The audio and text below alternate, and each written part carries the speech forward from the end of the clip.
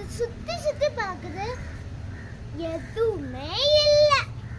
அந்த நேரம் அது ஒரு புதிய வீட பார்த்துச்சு, புதிய மரத்தை பார்த்துச்சு. அதுல நிறைய பறவைங்க இருந்தாங்க.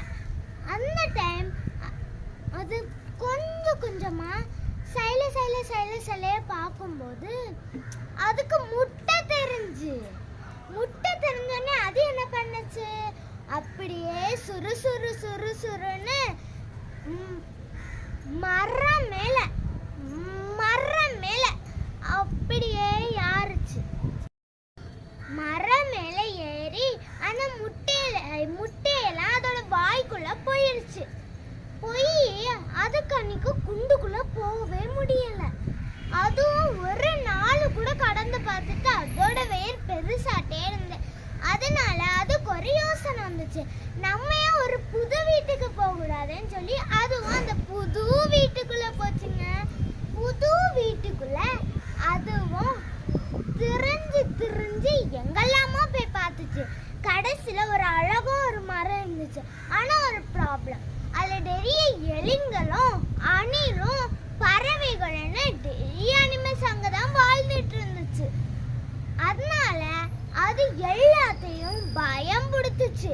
எப்படின்னா, ஒழுங்கா ஓடிருங்க, வேற ஏதாவது வீட்டை தேடி போங்க, அந்த மாதிரி அது சொல்லுச்சு. உடனே அவங்க எல்லாரும் ஏன் நாங்க போனோம்னு கேட்டாங்க. உடனே அந்த பாம்பு சொல்லுது, இல்லைன்னா நான் உங்களை சாகடிச்சிருவேன். இப்படி சொன்னோடனே பறவைகள்லாம் பயந்துட்டு. அந்த நேரம் எலிக்கு ஒரு யோசனை வந்துச்சு. அதோட பாட்டி ரொம்ப புத்திசாலி. அதனால எலி எல்லாரையும் கூட்டிட்டு அதோட பாட்டி வீட்டுக்கு போச்சு.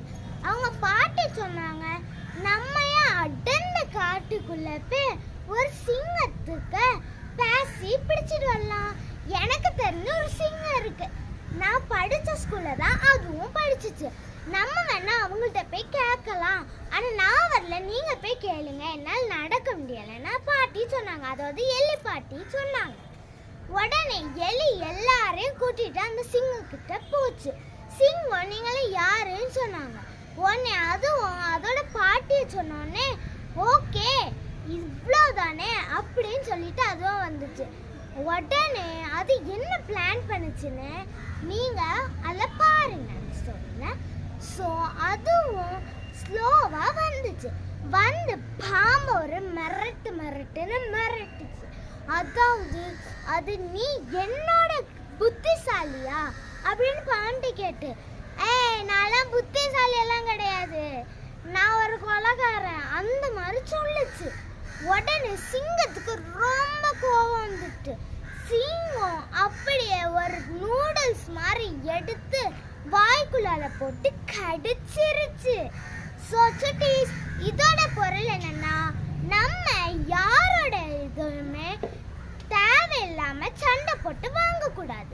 அப்படி வாங்கினோம்னா நம்மளுக்கு பெரிய தண்டனை கிடைக்கும். சுட்டீஸ், நீங்களும் இதே மாதிரி எதுவுமே பண்ணக்கூடாது. ஓகே சுட்டீஸ், பாய் சுட்டீஸ். இந்த வீடியோ உங்களுக்கு பிடிச்சிருந்தா லைக் பண்ணுங்க, ஷேர் பண்ணுங்க, சப்ஸ்கிரைப் பண்ணுங்க. பாய் சுட்டீஸ்.